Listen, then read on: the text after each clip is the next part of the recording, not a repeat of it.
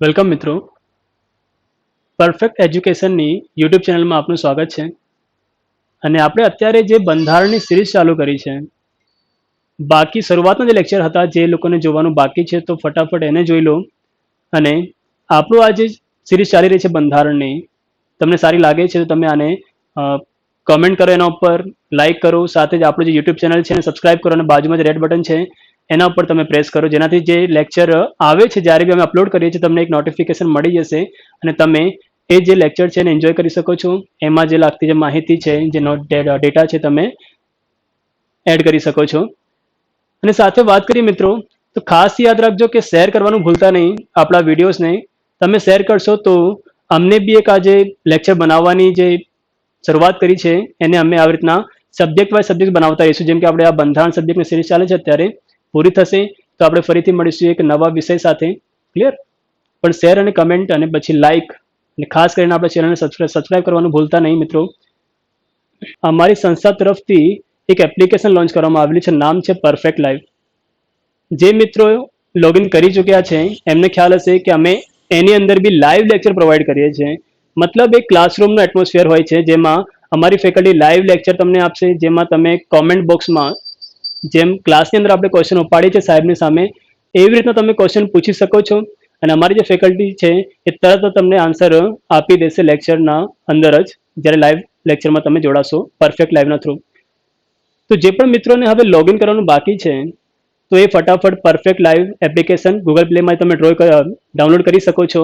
અને એની અંદર અમારા જે અત્યારે કોર્સિસ છે, 6 જુલાઈથી નવો કોર્સ શરૂ થવાનો છે, જેમાં અમે દરેક વિદ્યાર્થીને 50% સુધી ડિસ્કાઉન્ટ આપવાના છીએ. અને પરફેક્ટ લાઈવ એપ્લિકેશનનું બેનિફિટ શું છે, તો કે એમાં તમને બધા જ જે લેક્ચર છે, બધા સબ્જેક્ટના લેક્ચર પ્રોવાઈડ કરવામાં આવશે અને બધા જ લેક્ચર જે છે એ ડેપ્થમાં હશે. મતલબ ક્લાસ 1-2 સુધીનો લેવલ અમે ત્યાં કવર કરેલું છે અને દરેક સબ્જેક્ટ અમે પ્રોવાઈડ કરવાના છીએ. તમે એની અંદર લાઈવ લેક્ચર જોઈ શકો છો, તે પછી રેકોર્ડેડ લેક્ચર બી તમે જોઈ શકો છો. તો ઘણા બધા બેનિફિટ છે. સાથે જ આપણે ડેલી ટેસ્ટ બી રાખીએ છીએ કે લેક્ચર પહેલાં અગાઉનો જે લેક્ચર થઈ ગયો છે એનું ટેસ્ટ લેવામાં આવશે, પછી વીકલી ટેસ્ટ બી છે. ક્લિયર? તો આજે જ તમે પરફેક્ટ લાઈવ એપ્લિકેશન ડાઉનલોડ કરો, ઇન્સ્ટોલ કરો અને એમાં રજીસ્ટર થાઓ. અને આપણે જે ડિસ્કાઉન્ટ અત્યારે ચાલી રહ્યો છે 6 જુલાઈ સુધી, એનો તમે મિત્રો લાભ લો. અત્યાર સુધીના લેક્ચર્સમાં જો કોઈ ડાઉટ હોય તો તમે પહેલાં એને જણાવો, એ ક્લિયર કરીને પછી આપણે આગળ વધીશું. આજે જો અત્યાર સુધીમાં કોઈ બી ડાઉટ ના હોય તો નો ડાઉટ કમેન્ટ કરો, પછી આપણે શરૂઆત કરીએ. Okay, welcome. નાગરિકતામાં જે વાત કરી એમાં થોડીક બાબતો બાકી હતી, જેમ કે અને ઇન્ટરેસ્ટિંગ બી છે, એનઆરઆઈ.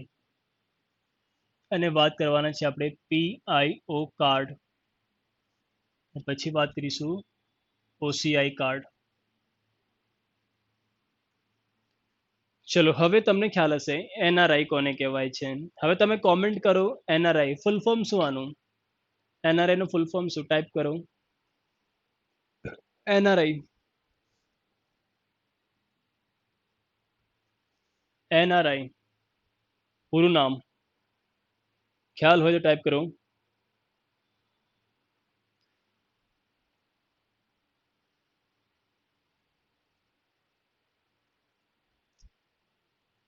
Okay, good.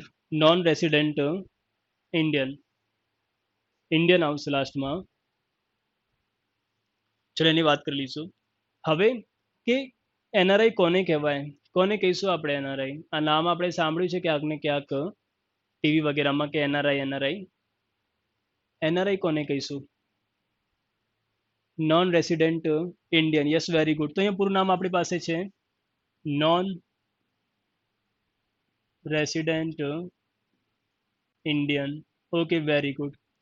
એનઆરઆઈ નું પૂરું નામ છે. હવે એનઆરઆઈ કોને કહીશું, તો એવા લોકો કે જે આજીવિકા માટે, મતલબ આપણા શબ્દોમાં કે ભાઈ પૈસા કમાવા માટે 180 દિવસ વર્ષમાં 180 દિવસથી વધુ સમય માટે જો વિદેશમાં રહેતા હોય તો એને શું કહીશું આપણે? એનઆરઆઈ કહીશું. ચલો, તો આ થઈ ગયા એના માટે ડેફિનેશન કે આજીવિકા માટે જોબ વગેરે કરતા હોય, ત્યાં વ્યવસાય કંઈ કરતા હોય વિદેશમાં, તો આજીવિકા માટે સતત અથવા લખી શકાય કે વર્ષમાં 180 દિવસથી વધુ સમય ક્યાં રહેતા હોય, વિદેશમાં રહેતા હોય, એમને શું કહીશું આપણે? તો એનઆરઆઈ તમે કહી શકો છો. તો યાદ રાખજો, ગુજરાત માટે, પેટ ભરવા માટે, આજીવિકા માટે 180 દિવસથી વધુ સમય માટે વર્ષમાં જો બહાર રહેતા હોય ભારતની, તેને શું કહીશું આપણે? એનઆરઆઈ. તે સિવાય એનઆરઆઈ માટે જે એક્ઝામમાં પ્રશ્ન પૂછાઈ શકે છે હાલ એ છે કે આમને શું આપવામાં આવેલું છે? મતાધિકાર પ્રાપ્ત થઈ ગયો છે આ લોકોને. મતલબ આ લોકો ભારત આવીને પોતાનું મત આપી શકે છે ચૂંટણી દરમિયાન. ક્લિયર? તો આમને મતાધિકાર સરકાર દ્વારા આપવામાં આવેલું છે એનઆરઆઈ. આમાંથી આ 3 લાઈન કરો, ઇનફ થઈ જશે આપણા માટે. ક્લિયર? આ છે એનઆરઆઈ નો કોન્સેપ્ટ. હવે પીઆઈઓ કાર્ડ શું હોય છે? એક જેમ તમારું પાસપોર્ટ આવે છે એવી રીતના જ આ એક કાર્ડ આવે છે, પીઆઈઓ કાર્ડ. ચલો, પીઆઈઓ કાર્ડ ધારક, અહીંયા બંનેને એક સાથે કરીશું આપણે. હવે બંને વચ્ચે ડિફરન્શિએટ કરીશું આપણે. તો પીઆઈઓ કાર્ડ કોણ બનાવડાવી શકે છે, કોણ આના માટે અપ્લાય કરી શકે છે, કોણ એલિજિબલ છે આ કાર્ડ મેળવવા માટે, એને આપણે કહીશું ધારક. ક્લિયર? કાર્ડ હોલ્ડર કોણ હોઈ શકે છે? તો કે જે વ્યક્તિ પાસે એક સમય ભારતનું શું હતું અહીંયા? પાસપોર્ટ.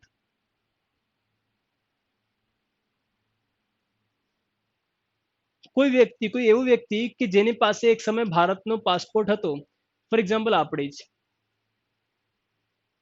ઈચ્છા છે કે ભાઈ અમેરિકા જઈએ, આપણે અમેરિકામાં વ્યવસાય વગેરે કરીશું, બિઝનેસ કરીશું, જેના માટે આપણે પાસપોર્ટ બનાવડાવ્યો. પછી જોબ વિઝાથી આપણે ગયા, અમેરિકા ગયા, ત્યાં સેટલ થઈ ગયા. ત્યાં કંઈક એવું બનાવ બન્યું કે આપણે ત્યાંના સ્થાયી થઈ ગયા, મતલબ ત્યાંની નાગરિકતા જો આપણને મળી ગઈ, અમેરિકાની નાગરિકતા જો મળી ગઈ આપણને, તો ભારતની છીનવાઈ જશે. અમુક ભારતીયો એવા બી છે કે જે વિદેશમાં એકદમ સેટલ થઈ ગયા છે. ક્લિયર? એ લોકો વિદેશ જે તે દેશની નાગરિકતા અપનાવી લીધી છે, તો ભારતના નાગરિક હવે રહ્યા નથી. ઘણા બધા એવા લોકો છે. પણ એવા લોકોને જો ભારતમાં આવવાનું હોય તો, એવા લોકોને ભારતમાં આવીને થોડાક સમય રહેવાનું હોય તો એના માટે વ્યવસ્થા શું? કારણ કે એક સમય તો ભારતીય હતા. ક્લિયર? મતલબ એવા વ્યક્તિ કે જે એક સમયે ભારતનો પાસપોર્ટ ધરાવતા હતા, પછી વિદેશમાં ગયા, ત્યાં સેટલ થઈ ગયા, ત્યાંના નાગરિક થઈ ગયા, પણ હવે એમની ઈચ્છા છે કે ભારતમાં આવીને થોડોક સમય આપણે વ્યતીત કરીએ. તેમની માટે એક સ્પેશિયલ સ્કીમ હોવી જોઈએ, કારણ કે એક તો ભારતીય હતા. ચલો, એ સ્કીમ છે આ પીઆઈઓ કાર્ડ. શું હોય છે આની અંદર? કોણ ધારણ કરી શકે છે? કે જેની પાસે એક સમયે ભારતનું પાસપોર્ટ હતું, અથવા અહીંયા અથવામાં બી ગેમ છે, અથવા તેના માતા પિતા કે દાદાનો જન્મ ભારતમાં થયો હોય. ક્લિયર? એવો વ્યક્તિ કે જેની પાસે ભારતનો પાસપોર્ટ હતો, પણ પછી કોઈ દેશમાં ગયો, ત્યાંનો નાગરિક થઈ ગયો, પણ પછી એની ઈચ્છા છે કે ભારતમાં આવી આપણે થોડુંક સમય પસાર કરીએ, આપણી પ્રોપર્ટી છે ભારતમાં, ફરીએ થોડુંક, તો શું બનાવડાવી શકે છે? PIO card. પણ એવો વ્યક્તિ કે જેનો જન્મ જ વિદેશમાં થયો છે, પણ એના માતા પિતા કે દાદા જો ભારતના હતા, એવું એ સાબિત કરી શકે છે કે મારા માતા કે મારા પિતા કે મારા દાદા જે છે ભારતના નાગરિક હતા. પછી ભલે એ વ્યક્તિનો જન્મ ક્યાંય બી હોય, અમેરિકામાં બી હોય, તો બી એ વ્યક્તિને પીઆઈઓ કાર્ડ મળી શકે છે. ક્લિયર? તો એલિજિબલ કોણ છે આપણને ખ્યાલ આવી ગયું. અહીંયા થોડુંક ખાસ ફોકસ રાખજો, ગૂંચવાતા નહીં. ક્યાંય બી કન્ફ્યુઝન હોય તો પૂછી લેજો. મોટા ભાગે આપણે ક્લિયર કરીશું અને સિમ્પલ શબ્દોમાં સમજાવીશું કે પીઆઈઓ કાર્ડ હોલ્ડર કોણ હોઈ શકે છે. તો કે જેની પાસે એક સમય ભારતનું પાસપોર્ટ હતું, અથવા સીન છે અહીંયા, અથવા જેવું નથી, મતલબ એ વ્યક્તિ ક્યારે ભારતનો નાગરિક હતો જ નહીં, તેમ છતાં બી જેના માતા પિતા કે દાદા જો ભારતીય રહ્યા હશે, તો બે વ્યક્તિને પીઆઈઓ કાર્ડ મળી શકે છે. તો આ થઈ ગયા એના ધારક. લાભ શું મળશે? પ્રશ્ન એ છે કે લાભ શું સર આ બનાવવાનું? કારણ નોર્મલ વિઝા બી આવે છે, જેમ કે આપણે કોઈ દેશમાં જઈએ તો આપણે શું લઈએ? વિઝા. તો આ પીઆઈઓ કાર્ડ અને વિઝા લેવામાં શું ફરક છે? તો પીઆઈઓ કાર્ડ ગમે તે રીતે એ વ્યક્તિને મળે છે કે જે ભારત સાથે જોડાયેલો હોય. તો એ લાભ બી એની પાસે વિશેષ હોવા જોઈએ. લાભ શું છે કે વિઝા કઢાવવાની જરૂર નથી. કોઈ વિદેશી નાગરિકને જો ભારત આવવાનું હોય તો વિઝા લેવું પડે છે ભારતમાં આવવા માટે. પણ કોઈ વ્યક્તિ પાસે જો પીઆઈઓ કાર્ડ હોય તો એને વિઝા લેવાની કોઈ જરૂર પડતી નથી. ચલો, તો યાદ રાખજો, લાભ આપણે અહીંયા લખી રહ્યા છે. તે પછી હવે આવો જે વ્યક્તિ છે જેની પાસે પીઆઈઓ કાર્ડ છે એ ભારતમાં આવે, વિઝાની કોઈ જરૂર નથી. પ્લસ આવો વ્યક્તિ જો 180 દિવસ સુધી ભારતમાં રહે છે તો કોઈ રજીસ્ટ્રેશનની જરૂર નથી. ક્લિયર? કોઈ રજીસ્ટ્રેશનની એને જરૂર નથી. આવવાનું, આરામથી રહેવાનું, 180 દિવસ સુધી આરામથી રહી શકે છે. મતલબ ભારતમાં 180 દિવસ સુધી રજીસ્ટ્રેશન વગર શું કરી શકે છે? તો વસવાટ 180 દિવસ સુધી આરામથી રહી શકે છે. કોઈ મગજમારી નથી, કોઈ ક્યાંય બી રજીસ્ટરમાં આપણે નોંધણી કરવા જવાની જરૂર પડતી નથી. પણ શું થાય જો રહેવાનું, અહીંયા રોકાવાનું, ભારતમાં રોકાવાનો સમય 180 દિવસથી વધી જાય તો કન્ટિન્યુ કરીએ આપણે. જો 180 દિવસથી વધે તો 30 દિવસની અંદર નજદીકી પોલીસ સ્ટેશનમાં શું કરાવવાની? નોંધણી, રજીસ્ટ્રેશન કરાવવાનું. અંદર રજીસ્ટ્રેશન કરાવવું પડે. મતલબ એક પ્રકારે બેનિફિટ છે. પણ કયા વ્યક્તિને? તો આપણે ઉપર લખ્યા, કોઈ પણ રીતે ભારત સાથે જોડાયેલો હોય એવો કોઈ વ્યક્તિ હોય તો એને આ કાર્ડ મળી શકે છે. અને કાર્ડ મળતાની સાથે એને થોડોક લાભ મળી જાય છે. લાભ શું મળે છે? તો કે વિઝા કઢાવવાની જરૂર નથી અલગથી. ક્લિયર? અલગથી વિઝા કઢાવવાની જરૂર નથી. તે સિવાય 180 દિવસ સુધી વગર કોઈ મગજમારી રહી શકે છે. 180 દિવસ કરતાં વધે સમય તો 30 દિવસની અંદર રજીસ્ટ્રેશન કરાવી દેવાનું કે હજુ બી હું રોકાવાનું છું, તો કોઈ ચિંતાનો વિષય નથી. અને આવો જે વ્યક્તિ છે પીઆઈઓ કાર્ડ હોલ્ડર, તો પીઆઈઓ કાર્ડ હોલ્ડર જે છે આપણો, મતલબ જેની પાસે પીઆઈઓ કાર્ડ છે એ 7 વર્ષ જો ભારતમાં રહે તો ભારતની જે નાગરિકતા છે, નાગરિકતા મેળવી શકે છે. ક્લિયર? આ બે ખાસ પ્રશ્ન થઈ ગયો. આવો વ્યક્તિ જો જેની પાસે પીઆઈઓ કાર્ડ છે, 7 વર્ષ લગાતાર ભારતમાં રહે તો એને ભારતની નાગરિકતા મળી શકે છે. તો આ છે પીઆઈઓ કાર્ડ. ચલો, પીઆઈઓ કાર્ડ, આનું પૂરું નામ, ઓકે, પહેલા પૂરું નામ લખી લઈએ આપણે. તો પીપલ ઓફ અથવા પર્સન ઓફ, કઈ બી લખી લો. ચલો, પર્સન ઓફ ઇન્ડિયન ઓરિજિન, મતલબ થાય છે કે ભારતીય મૂળના નાગરિક, ભારતીય મૂળનો વ્યક્તિ, કોઈ પણ રીતે ભારત સાથે જોડાયેલો હોય એવા વ્યક્તિને અહીંયા વાત કરવામાં આવી છે. પર્સન લખો તો પીપલ બી લખી શકો છો. પીપલ લખી લઈએ આપણે. People of Indian origin.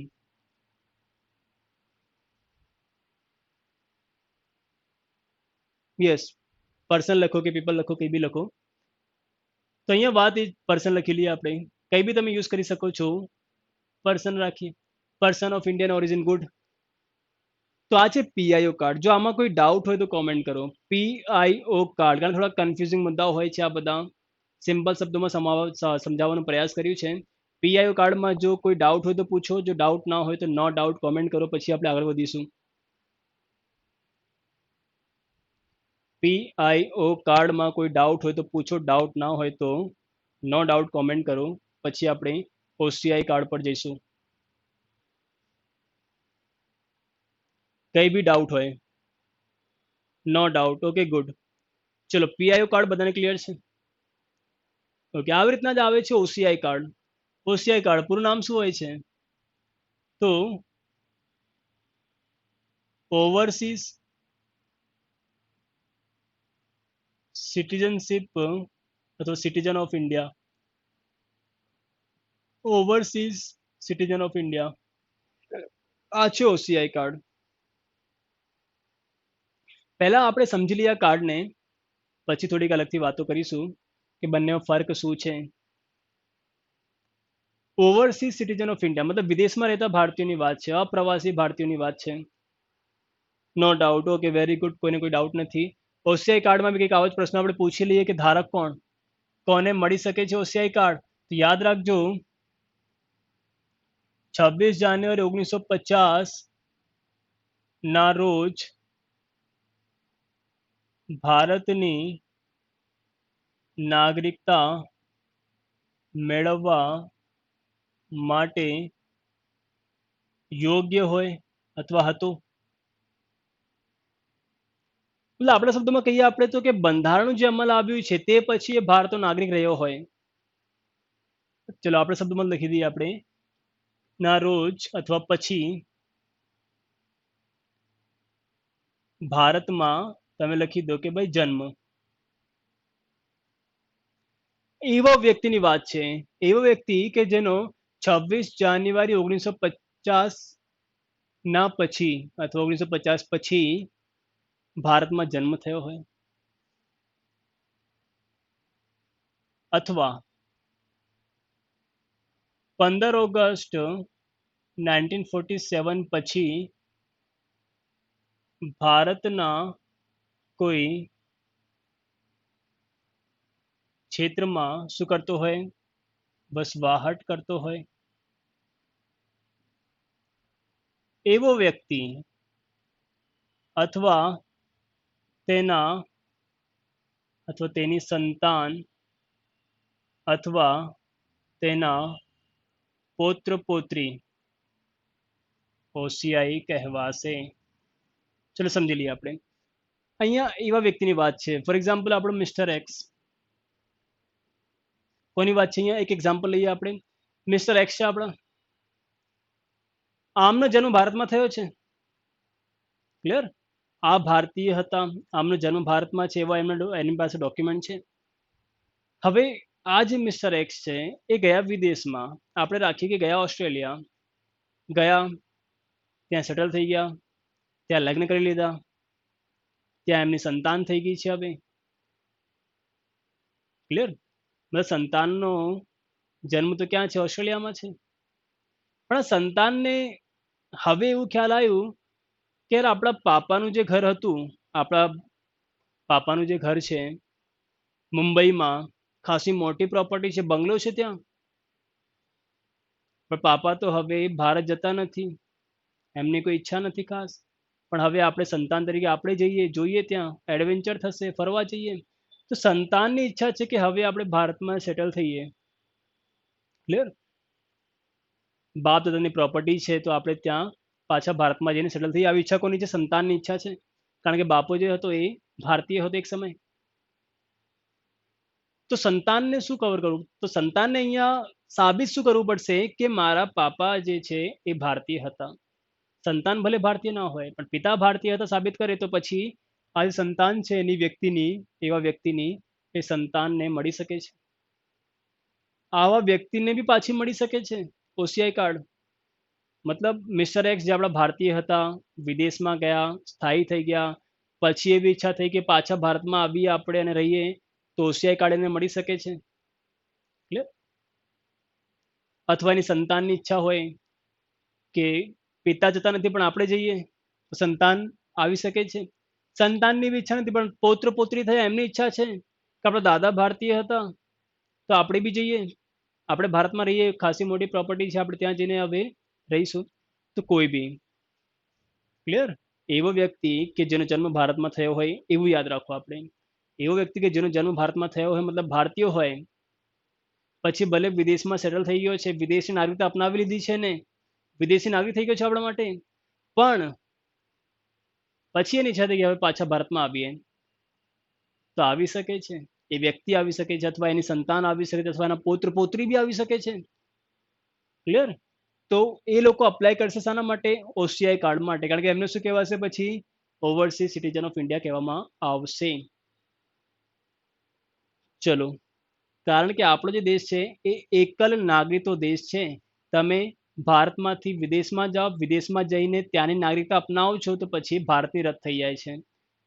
તો એવા લોકો, એવા ભારતીયો કે જેમની ભારતની નાગરિકતા રદ થઈ ગઈ છે ભારતમાંથી, એમને જો પાછું ભારતમાં આવીને રહેવાનું હોય થોડાક સમય માટે, એમના માટે સ્કીમ છે પીઆઈઓ કાર્ડ અને ઓસીઆઈ કાર્ડ. ચલો લાભ શું મળશે?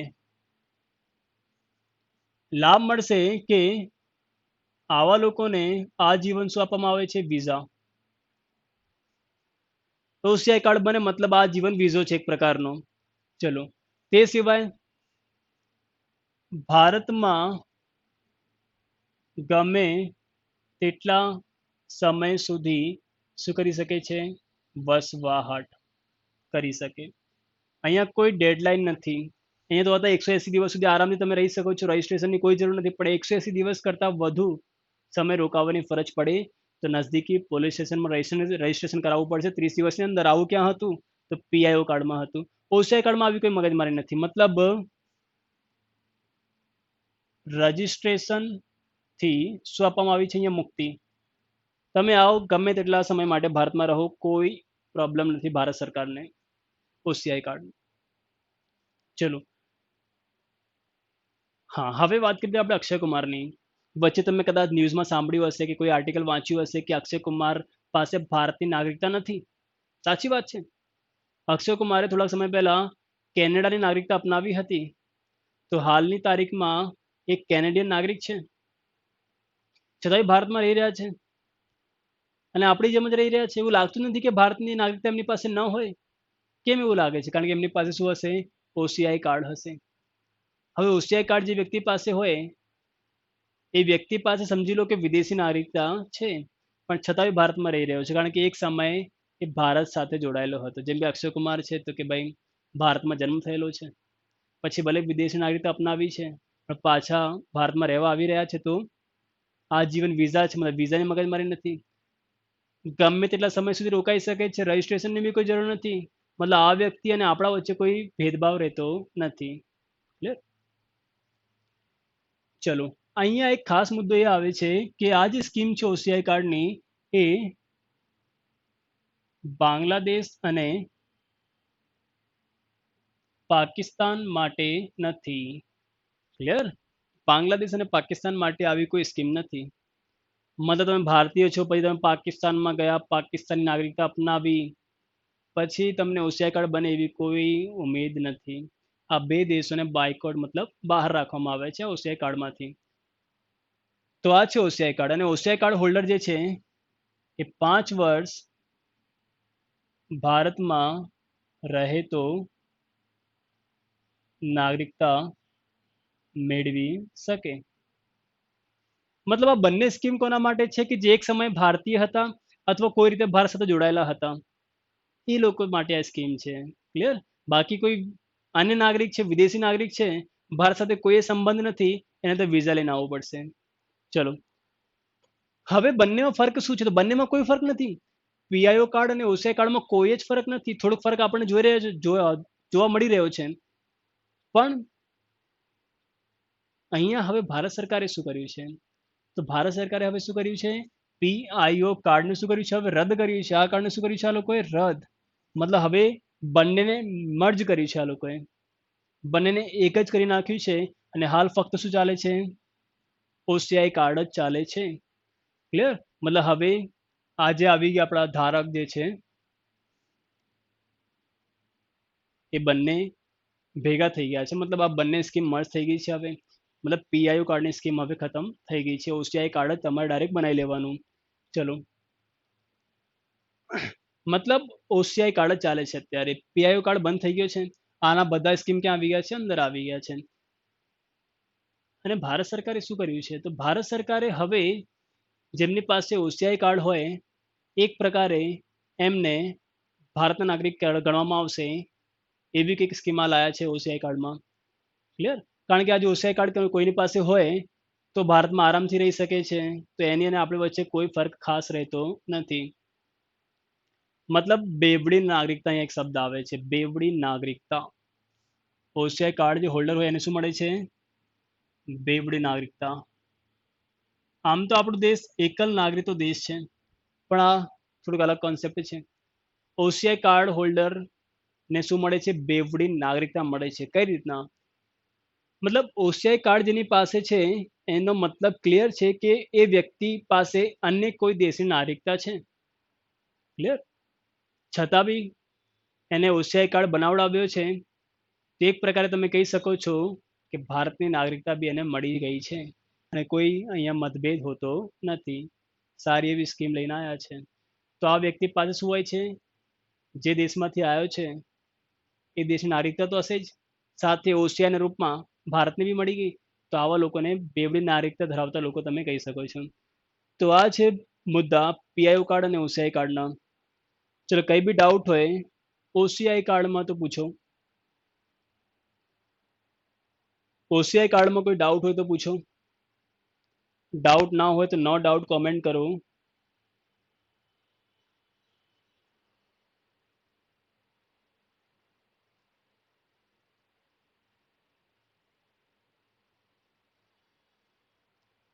કઈ બી ડાઉટ હોય ઓસીઆઈ કાર્ડ વગેરેમાં તો પૂછો.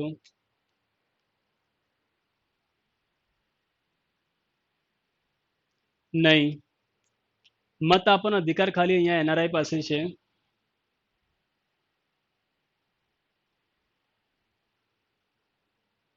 નહીં નહીં નહીં, અહીંયા ખાલી એનઆરઆઈ જે હોય એની પાસે છે મતાધિકાર.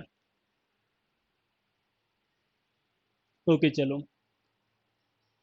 પછી 3 વસ્તુ આપણી રહી જાય છે.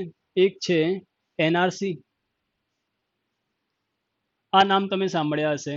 એનઆરસી, સીએબી અને સીએએ.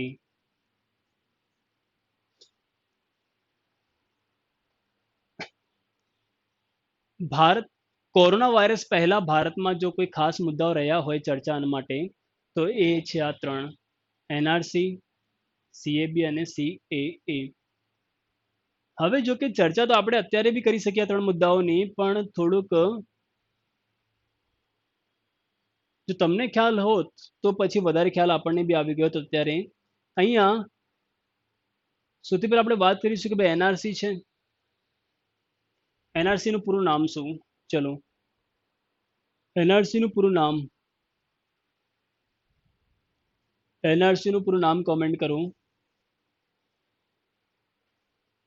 એનઆરસી નું પૂરું નામ.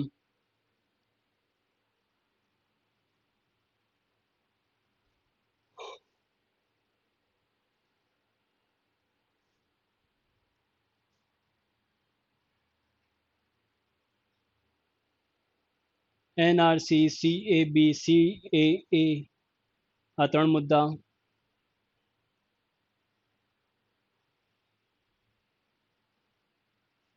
National register of citizen. ચલો ગુડ. એનઆરસી મતલબ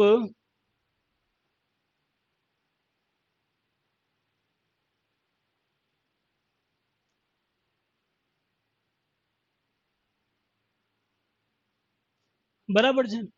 નેશનલ રજિસ્ટર ઓફ સિટીઝન મતલબ આની અંદર ભારતના નાગરિક કોણ છે અને કોણ નહીં એ લિસ્ટ આઉટ કરવામાં આવે છે. એનઆરસી તમને ખ્યાલ હશે, સરકારે yes very good national register of citizen બરાબર છે. નાગરિક કોણ કોણ નહીં આવું ક્લિયર કરે છે. સરકારે આસામમાં લાગુ કર્યો હતો. ક્લિયર? તો લોકો આનો વિરોધ કરી રહ્યા છે. મતલબ તમારે ડોક્યુમેન્ટ દેખાડી દેવાના કે ભાઈ યસ હું ભારતીય છું. ડોક્યુમેન્ટ ના હોય તો તકલીફમાં તમે ફસાઈ શકો છો. એનઆરસી. હવે આટલું યાદ રાખો એનઆરસી માટે.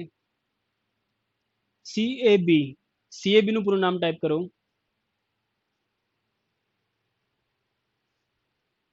Yes Parab, national register of citizen. Very good, બરાબર છે.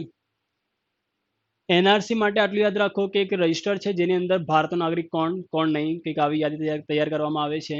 સરકારે અત્યારે આસામમાં લાગુ પાડ્યો છે. ત્યાં સક્સેસફુલ રહેશે તો સમગ્ર ભારતમાં અપ્લાય કરવામાં આવશે. ચલો, સીએબી.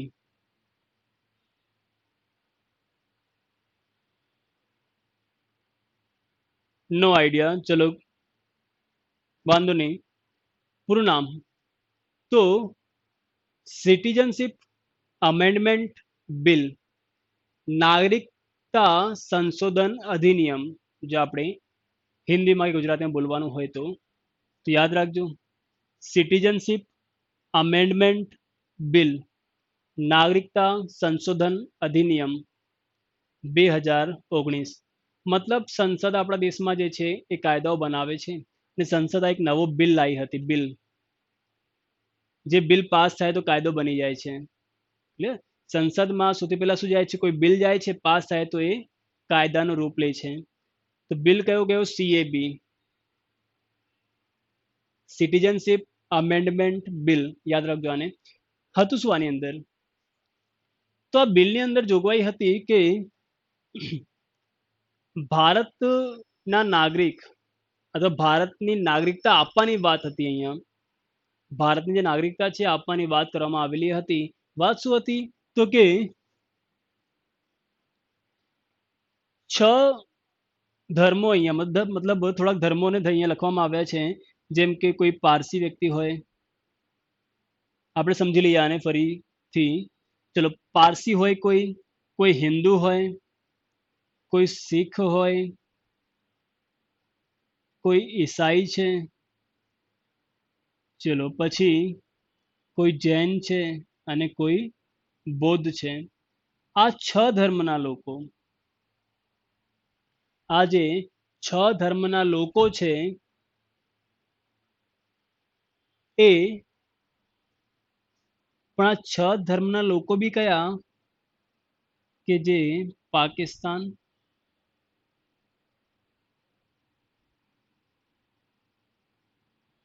અને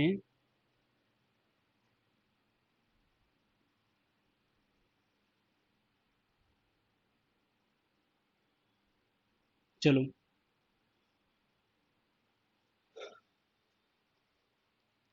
આ 6 ધર્મના લોકો કયા દેશના હોવા જોઈએ? પાકિસ્તાન, અફઘાનિસ્તાન કે બાંગ્લાદેશના હોવા જોઈએ. આ 6 ધર્મોમાંથી આવા લોકોની જે ઈચ્છા છે, આ ધર્મમાંથી કોઈની ઈચ્છા છે અને આ દેશમાં રહેતો હોય તો એ લોકો ભારતમાં આવી શકે છે અને ભારતમાં નાગરિકતા માટે અપ્લાય કરી શકે છે. જેના માટે થોડીક સ્કીમ છે. આવા લોકોને આવા દેશમાંથી ભારતમાં જો આવવાનું હોય તો 5 વર્ષ સુધી ભારતમાં રહે તો નાગરિકતા મળી જશે. કંઈક આવો મુદ્દો છે. સિમ્પલ શબ્દોમાં આપણે આ રીતના સમજી શકીએ.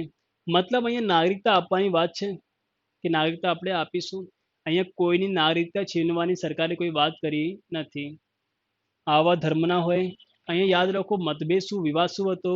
અહીંયા મુસ્લિમ ધર્મને બહાર રાખવામાં આવેલો છે. ક્લિયર?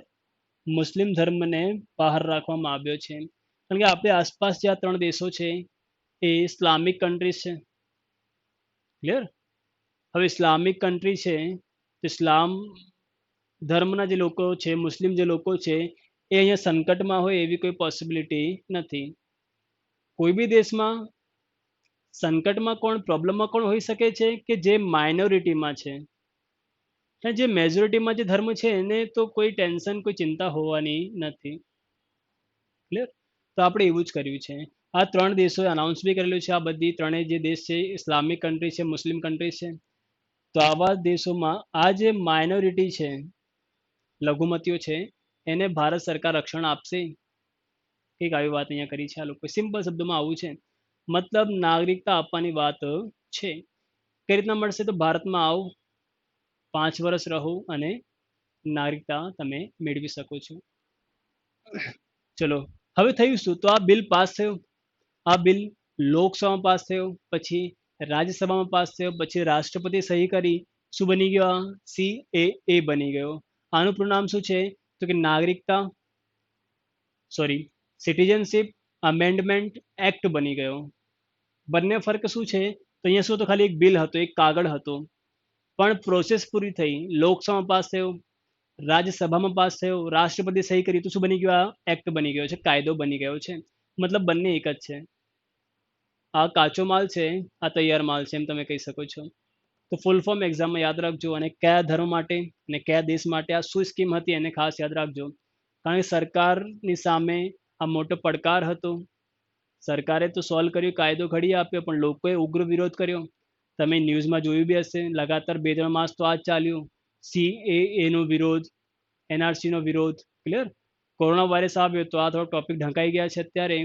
એવું લાગે છે કે જ્યારે બી આ વસ્તુ કોરોના વાયરસ આપણી જે બીમારી છે નોર્મલ થશે, ફરીથી આ મુદ્દાઓ સરકારની સામે લોકો ઉપાડી શકે છે. લોકોનું માનવું એવું છે કે ભારત એ સર્વધર્મ સંભાવ દેશ છે. આપણે આપણા દેશમાં ધર્મના આધારે કોઈ ભેદભાવ કરતા નથી. આવું આપણને આર્ટિકલ 15 કહે છે બંધારણનો, અનુચ્છેદ 15. પણ અહીંયા ધર્મના આધારે મતભેદ હોવાનું, ભેદભાવ હોવાનું લોકો મતલબ મુદ્દો ઉપાડી રહ્યા છે કે પછી મુસ્લિમ ધર્મને કેમ બહાર રાખ્યું છે. જો સરકારને આશ્રય આપવાનો હોય કોઈ દુઃખી વ્યક્તિને, તો પછી એનો ધર્મ જોવાની શું જરૂર છે? ક્લિયર? પણ સરકારે શું કીધું કે ભાઈ આસપાસ મુસ્લિમ કન્ટ્રીઝ છે આ ત્રણેય, તો ત્યાં મુસ્લિમ ધર્મના લોકો દુઃખી હોય તો એ ભારત સરકારનો કોઈ મુદ્દો નથી. ચલો, આમાં જો કોઈ ડાઉટ હોય તો કોમેન્ટ કરો. બાકી આ જો વિસ્તારથી, કારણ કે હવે કરંટ અફેરમાં આ હતો વચ્ચે પણ હવે જતો રહ્યો છે. હવે કંઈક આ બેઝિક માહિતી પૂછાઈ શકે છે, પણ છતાં બી બંધારણથી જોડાયેલો આ ટોપિક હતો, કારણ કે નાગરિકતાથી જોડાયેલો ટોપિક હતો. માટે તમે શું કરશો, તો હોમવર્કમાં તમે આને વિસ્તારથી ભણશો. થોડીક તારીખો બી આમાં આવે છે. ક્લિયર? હવે કરશો શું, તો NRC હોય, CAB હોય, CAA હોય, આના માટે તમે થોડુંક રિસર્ચ કરશો તો વધારે ખ્યાલ આવી જશે. બેઝિક કંઈક આવું હતું. એટલે જો ખ્યાલ નહીં આવશે તો આપણે ચર્ચા કરીશું. ચલો બોલો, હવે આમાં કોઈ ડાઉટ હોય તો પૂછો. NRC, CAB અને CAA માં કોઈ ડાઉટ હોય તો પૂછો. તમને ખ્યાલ હશે મતલબ વસ્તી ગણતરી થવાની હતી 2021માં, અથવા થવાની છે. તો એ વસ્તી ગણતરીમાં સરકાર શું કરવાની છે, તો NRC બી તૈયાર કરવાની છે. વસ્તી ગણતરી યાદ રાખજો. આવો કંઈક પ્રશ્ન પ્રચલિત છે કે વસ્તી ગણતરી અથવા જનસંખ્યા ગણતરી એ કયા મંત્રાલય હેઠળ આવે છે, તો યાદ રાખજો ગૃહ મંત્રાલય કરાવે છે, હોમ મિનિસ્ટ્રી ઓફ ઇન્ડિયા કરાવે છે વસ્તી ગણતરી. ચલો આમાં કોઈ ડાઉટ હોય તો પૂછો. ડાઉટ ના હોય તો નો ડાઉટ કરીને કોમેન્ટ કરો. પછી આપણે એક નવો ભાગ 3 તરફ જઈશું.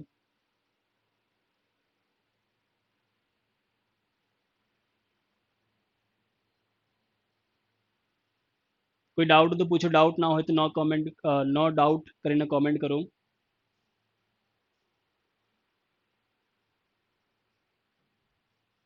નો ડાઉટ. Okay, good. કરંટ અફેરના મુદ્દાઓ છે. ક્લિયર? થોડુંક ઉપરથી આપણે ડિસ્કસ કર્યું છે,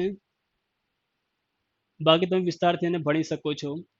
ચલો હવે જોઈએ આપણે ભાગ 3, મતલબ ભાગ 2 અહીંયા આપણો પૂરો થઈ ગયો છે.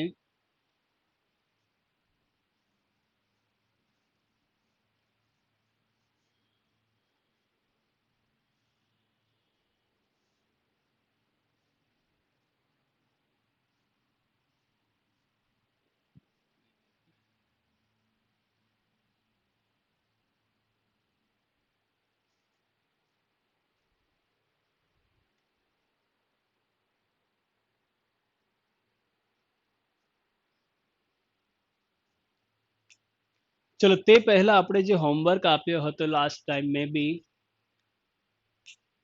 ભારતના જે રાજ્યો છે અને કેન્દ્ર શાસિત પ્રદેશો છે એમનું કેપિટલ 5 મિનિટ ખાલી આપણે એને આપી દઈએ તો આપણને ખ્યાલ આવશે કેટલા લોકો સિરિયસ તૈયારી કરી રહ્યા છે. રાજ્યનું નામ બોલીશ, તમારે કેપિટલ એનું જે રાજધાની કહીએ આપણે એ કોમેન્ટ કરવાની છે. જેમ કે વાત કરીએ આપણે સૌથી પહેલા તેલંગાણા રાજ્યની રાજધાની કોમેન્ટ કરો. તેલંગાણા.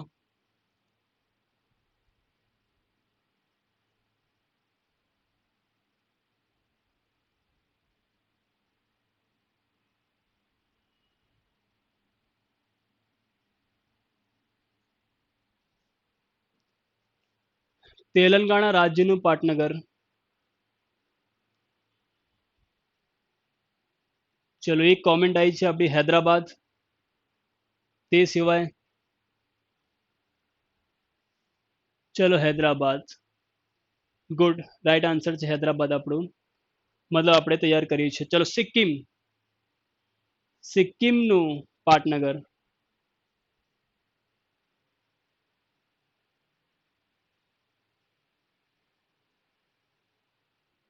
હૈદરાબાદ બરાબર છે. સિક્કિમનું ટાઈપ કરો હવે.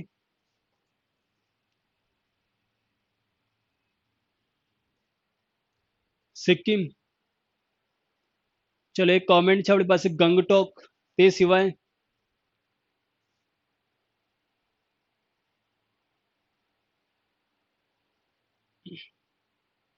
ઓકે ગુડ, ગંગટોક કન્ફર્મ થઈ ગયું આપણું.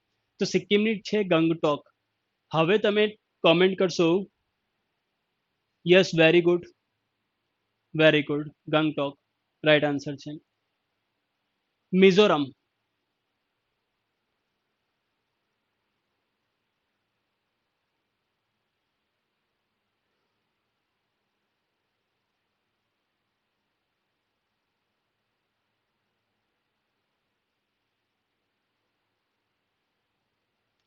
ચલો મિઝોરમની કોમેન્ટ કરું.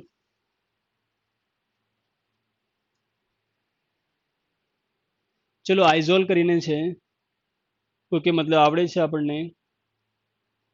આઇઝોલ રાઈટ આન્સર છે, બરાબર છે.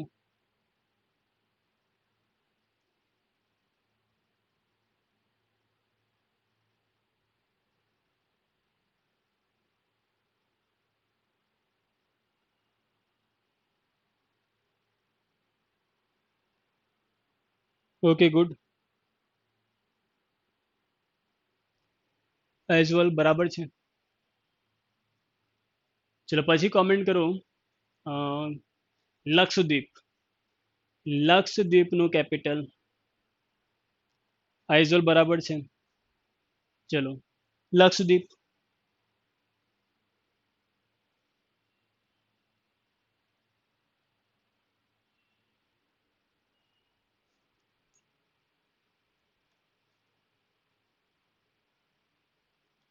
ચલો મેં બી આ દેખાઈ નહીં રહ્યું હોય તો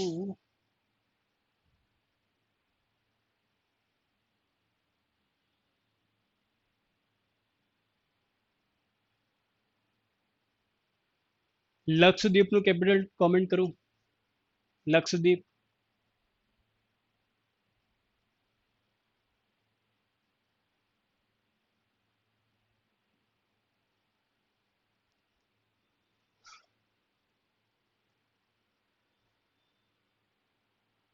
લક્ષદ્વીપ.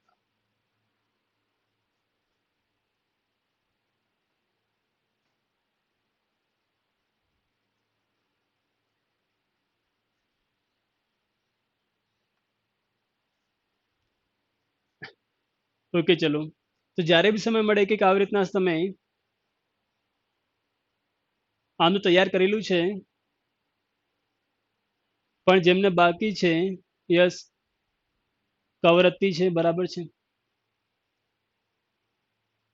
કરવત્તી બરાબર છે. અહીંયા જો કરવાના બાકી હોય તો કેપિટલ ખાસ કરી લેજો. આપણે ક્લાસ 3ની જે એક્ઝામ હોય છે એમાં આમાંથી માર્ક્સ તમને મળી શકે છે. ઓકે, હવે વાત કરીએ તો ભાગ 3 છે આપણી પાસે. ભાગ 3માં વાત કરી છે મૂળભૂત અધિકારોની, ફંડામેન્ટલ રાઇટ્સ જે આપણી પાસે છે એની વાત. અનુચ્છેદ 12 થી 35 વચ્ચે કરવામાં આવેલી છે. ચલો આ અનુચ્છેદ બી આપણે જોઈશું. સૌથી પહેલા મૂળભૂત અધિકારોની જો વાત કરીએ આપણે, સૌથી પહેલા બ્રિટન દ્વારા પોતાના નાગરિકોને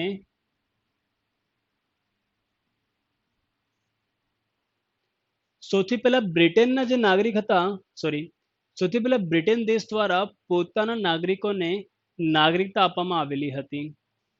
નામ શું હતું? મેગ્ના કાર્ટા. મેગ્ના કાર્ટા મતલબ એક પ્રકારનું હોય છે આદેશ પત્ર. તો સૌથી પહેલા કયા દેશે પોતાના નાગરિકોને મૂળભૂત અધિકારો આપ્યા હતા? તો બ્રિટન, તમે યાદ રાખી શકો છો. ત્યાંનું નામ શું કહેવાય છે? તો મેગ્ના કાર્ટા બોલાય છે. બીજો એક પ્રશ્ન બને છે કે સૌ પ્રથમ મૂળભૂત અધિકારોને આપણે હવે શોર્ટમાં લખીશું કંઈક આવી રીતના. ફંડામેન્ટલ રાઇટ્સ તરીકે શોર્ટ યુઝ કરીશું. તો સૌપ્રથમ મૂળભૂત અધિકારને પોતાના બંધારણમાં સ્થાન કયા દેશે આપ્યો હતો? તો એ આવશે આપણું ફ્રાન્સ. સૌથી પહેલા ફ્રાન્સ દ્વારા મૂળભૂત અધિકારોને બંધારણની અંદર સ્થાન આપવામાં આવેલું હતું. જ્યારે સૌથી પહેલા આપવામાં કોના દ્વારા આપવામાં આવ્યો હતો? તો શું આવશે? બ્રિટન. સોરી, તો બ્રિટનના જે નાગરિકો છે સૌથી પહેલા એમને અધિકારો મળ્યા છે. પણ બંધારણમાં મૂળભૂત અધિકારને જો સ્થાન મળ્યો હોય તેવો પહેલો દેશ કયો છે? તો ફ્રાન્સ આપણે યાદ રાખીશું. આપણે ક્યાંથી લાવ્યા? આપણે કયા દેશમાંથી લાવ્યા છે? તો અમેરિકામાંથી. ભારતમાં જે મૂળભૂત અધિકારોનું માળખું છે આપણે ક્યાંથી લાવ્યા? તો અમેરિકામાંથી. ઓકે, અમેરિકામાંથી લાવ્યા છે આપણે. અમેરિકામાં આગળ આને શું બોલાય છે? તો મેગ્ના કાર્ટા તરીકે ઓળખવામાં ત્યાં બી આવે છે.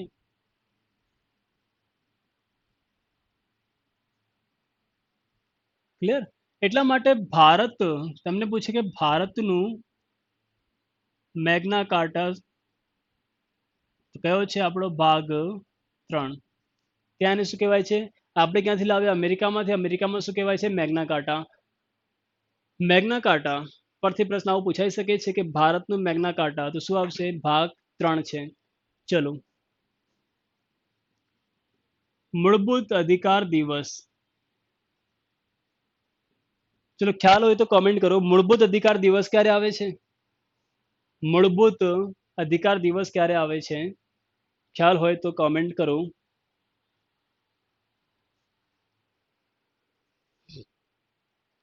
મૂળભૂત અધિકાર દિવસ ક્યારે આવે છે? ચલો, ખ્યાલ ના હોય તો લખી દઈએ આપણે. ઓકે, લક્ષદ્વીપ ઉપર આપણી કોમેન્ટ આવી ગઈ છે. લક્ષદ્વીપ કવરત્તી કરીને નામ છે કે આવું નામ છે? ચેક કરી લેજો. આને દેખાશે એની ઉપર કરવત્તી કરીને છે લક્ષદ્વીપનું કેપિટલ. ક્લિયર? મતલબ કેન્દ્ર શાસિત પ્રદેશોના બી કેપિટલ હોય છે. જો કેપિટલમાં કંઈક ડાઉટ હોય તો પૂછી લો. ચલો, કોઈ બી કેપિટલ જો ના આવડતું હોય તો પૂછી લો અત્યારે. કોઈ બી રાજ્ય કે કેન્દ્ર શાસિત પ્રદેશમાં કેપિટલને લઈને જો મતભેદ હોય તો પૂછો.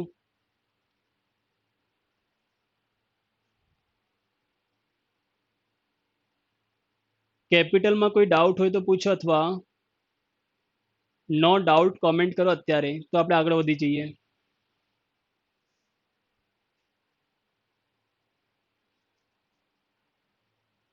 કેપિટલમાં કોઈ ડાઉટ નથી તો નો ડાઉટ કોમેન્ટ કરું, તો આપણે આપણા મુદ્દા ઉપર આવી જઈશું પાછા.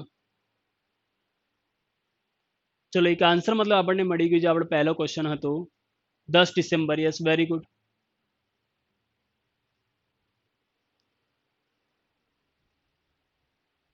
Okay, very good Parab. 10 December બરાબર છે. 10 ડિસેમ્બર એ આવે છે આપણું મૂળભૂત અધિકાર દિવસ. એને ખાસ યાદ રાખજો. હવે અહીંયાથી જો આપણે જોઈએ મૂળભૂત અધિકારોને, તો મૂળભૂત અધિકારોથી ફાયદો શું છે? તો ફાયદો એ છે કે નાગરિક તરીકે આપણું જે ગૌરવ છે, આપણા જે અધિકારો છે, આપણને શું મળવું જોઈએ એ બધું અહીંયા ક્લિયર કરવામાં આવેલું છે. મતલબ વ્યક્તિનું વિકાસ થાય, વ્યક્તિનું સન્માન જળવાઈ રહે, એના માટે સરકાર દ્વારા અથવા બંધારણ દ્વારા એને શું આપવામાં આવેલા છે? તો અધિકારો આપવામાં આવેલા છે. સાથે સરકાર બી અમુક સીમામાં મર્યાદિત થઈ જાય છે. અને આપણી પાસે જો અધિકાર છે તો આપણે સરકારને બી રોકી શકીએ. ક્લિયર? એનો મતલબ કે સરકાર થોડીક બંધાઈ જાય છે, કારણ કે નાગરિકો પાસે શું છે? મૂળભૂત અધિકારો છે. તો આને બી યાદ રાખજો.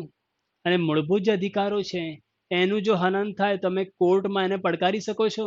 મતલબ આ જે ભાગ 3 છે, ભાગ 3 નું જો ઉલ્લંઘન થાય છે તો એને અદાલતમાં પડકારી શકાય છે.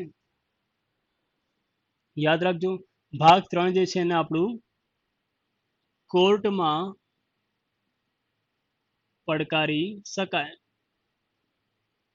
આમાં જે જોગવાઈઓ કરેલી છે, જે કાયદાઓ બનેલા છે, એનું જો ઉલ્લંઘન થાય છે, તમને એવું લાગે તો તમે કોર્ટમાં જઈ શકો છો, અપીલ કરી શકો છો.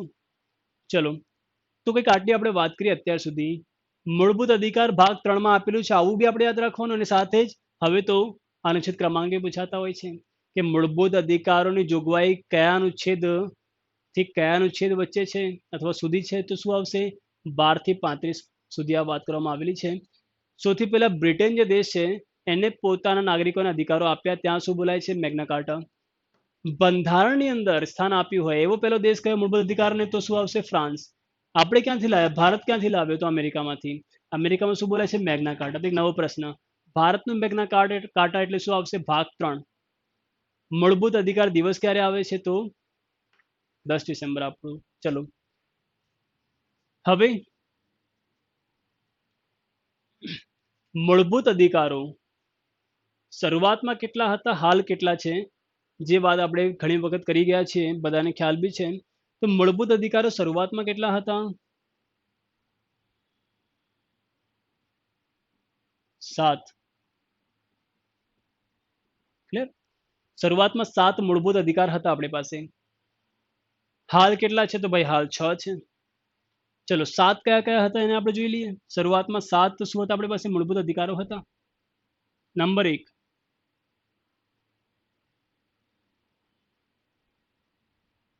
એ છે સમાનતાનો અધિકાર, જેની વાત અનુચ્છેદ 14 થી 18 સુધી કરવામાં આવી છે.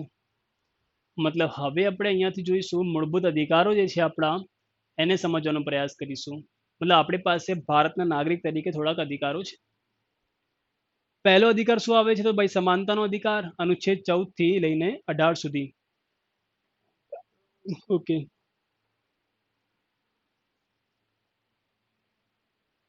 આની અંદર આપણે અનુચ્છેદ કરી લઈશું ડાયરેક્ટ. જેમ કે અનુચ્છેદ 14, 15, 16, 17, 18 શું આપેલું છે કરીએ આપણે. તો અહીંયા છે આપણી પાસે સમાનતાનો અધિકાર. એની અંદર આપણે હવે ભણીશું તો કે અનુચ્છેદ નંબર 14. અનુચ્છેદ 14 માં શું આપેલું છે? તો કે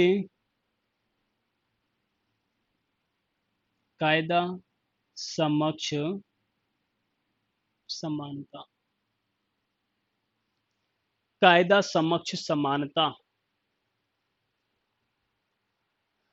એક્ઝામમાં ઘણી વખત ડાયરેક્ટ પૂછાતું હોય છે કે કાયદા સમક્ષ સમાનતા કયા અનુચ્છેદમાં આપેલી છે? તો શું આવશે? અનુચ્છેદ 14. શું હોય છે આ કાયદા સમક્ષ સમાનતા? મતલબ કોઈ કાયદો છે, for example IPC, Indian penal code છે આપણું, તો એના માટે ભારતના બધા જ જે નાગરિકો છે શું હોવા જોઈએ? એક સરખા. મતલબ કાયદો કોઈ મતભેદ દર્શાવી શકતો નથી. ખ્યાલ આવે છે આમાં? કાયદા સમક્ષ સમાનતા મતલબ કાયદાની સામે બધા જ કેવા છે? બધા જ ભારતીયો સમાન છે. તો આ છે અનુચ્છેદ 14. અનુચ્છેદ 15, ધર્મ, જાતિ, લિંગ, વંશના આધારે ભેદભાવ ન કરી શકાય, આવું કહે છે. આર્ટિકલ 15 વચ્ચે મૂવી બી આવી હતી આયુષ્યમાન ખુરાનાની, તો આ ચર્ચામાં હતો, તો યાદ રાખજો. આ વાત કરે છે કે ભાઈ ધર્મ, જાતિ, લિંગ, વંશના આધારે કોઈ ભેદભાવ કરી શકાશે નહીં. આટલું છે. અનુચ્છેદ 16, અહીંયા વાત કરી છે કે જાહેર નોકરીઓમાં સમાન તકની જોગવાઈ. જાહેર જે નોકરીઓ આવે છે એમાં સમાન તક બધાને મળવી જોઈએ. ક્લિયર? રિઝર્વેશન જે આરક્ષણ જે છે, એસસી એસટી માટે અલગથી વેકેન્સી આવે છે, એ અપવાદમાં આવશે અહીંયા. કારણ કે એ સરકારે જાહેર કરી છે કોઈક સમુદાયને અથવા વર્ગને સમાજમાં ઉપર લાવવા માટે. તો અહીંયા સામે આવશે? તો અપવાદમાં આવશે. તો આ છે અનુચ્છેદ 16.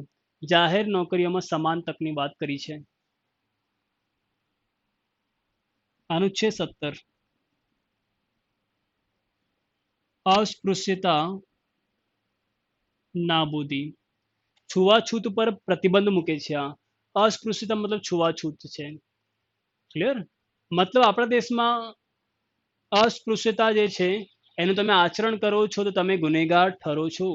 તો યાદ રાખજો, છૂવાછૂત જે કુરિવાજ કુરીતિ આપણા સમાજમાં એક સમય હતી, હવે નથી. હવે આ ગુનો છે. કારણ કે બંધારણે શું કર્યું છે? પ્રતિબંધ કર્યું છે કે ભાઈ છૂવાછૂત હવે થઈ શકશે નહીં.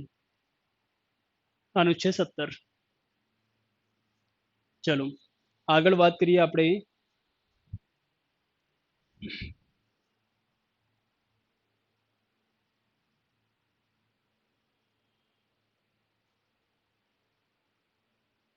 તો અનુચ્છેદ 18. અહીંયા વાત કરી છે ખિતાબો અથવા લખી લઈએ આપણે એકલાબો અથવા જેને શું કહેવાય છે પદવીઓ.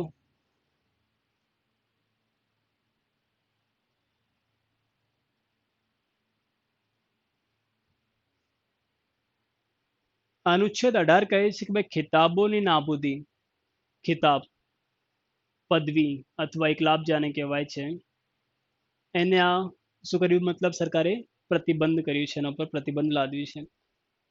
શું હતું આની અંદર? તો આની અંદર કંઈક આવી વાત હતી